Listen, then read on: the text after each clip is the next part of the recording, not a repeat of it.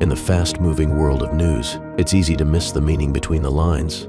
That's where we come in. Each episode, we take real headlines from Newsline Philippines and let AI break them down. Not just the what, but the why it matters.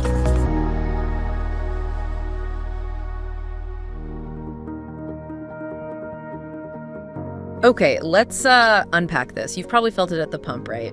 That familiar pinch when fuel prices tick up.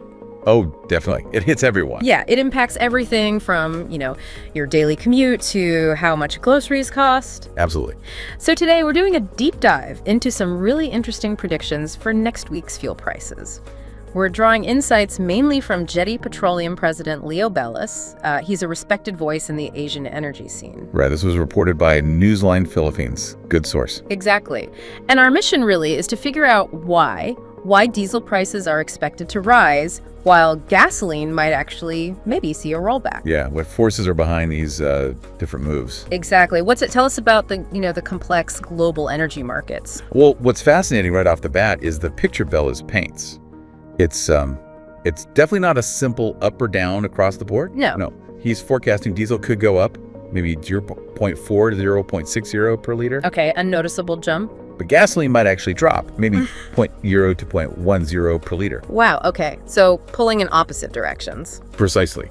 And this is based on the mean of Platts Singapore data, the MOPS data. The benchmark for refined products in Asia. Gives that regional pulse, right? Exactly that. Plus, foreign exchange performance from last week. This split, this divergence is really interesting. I mean, how often do you see that? Products from the same crude oil going opposite ways. It happens, but it really highlights specific market pressures. It's not just fuel going up or down. Right. It shows how, supply, demand, even geopolitics can sort of fracture the market. You got it, causing these seemingly contradictory moves. So let's break it down. What's Bellis saying is driving that diesel hike? Okay, for diesel, he attributes it mainly to tight regional supply and pretty steady demand. Makes sense. Supply's tight, price goes up. And initially, global oil prices got a bit of a boost from concerns over new EU sanctions on Russia, and maybe new US sanctions too. The geopolitical angle. So those sanction worries initially pushed prices up. They did, yeah. But then, interestingly, that rally sort of weakened. Oh, why is that? Well, the market started thinking the immediate impact of those sanctions might be, minimal, at least for now. Okay, so the market sort of recalibrated its expectations there. Right. But Bellis also pointed to some other positive sentiments, helping prices overall. Like what? Well, things like a U.S.-Japan trade agreement sparking a bit of hope for, global trade dynamics improving. Interesting connection. And also signs of rising demand after U.S. crude oil and gasoline inventories saw a pretty steep drop. So broader factors providing some support. It's almost like two different weather systems hitting the same area, isn't it? One brings clouds, the other clears things up, but they're both part of the same climate. That's a good analogy, actually. It really plays out that way in fuel markets sometimes. Okay, so that's diesel.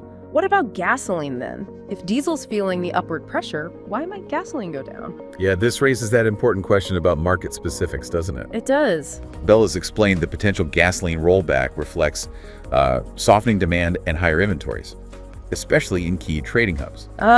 Okay. So maybe post-summer driving season slumps or industrial activity slows. Exactly. Think about it. Stockpiles can build up. So even if the overall crude price has some support, the specific market for gasoline can move differently based on its own supply and demand. So it really underscores that it's not just one big oil market. It's like a network of connected but distinct markets, each with its own pressures. Absolutely.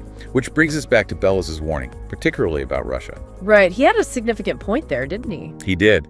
He really emphasized the geopolitical situation is still fragile. Russia, he stressed, is a key global supplier of both diesel and gasoline. And the crucial point was? If those new sanctions are fully implemented, the global impact could be severe, especially, he noted, for diesel. Wow. So even the market's reaction now seems muted? Exactly. It highlights this underlying vulnerability, how fragile the global energy market is to these kinds of disruptions, even if the initial reaction downplays it. Okay, so let's try and synthesize this. What does this all mean for you, the listener?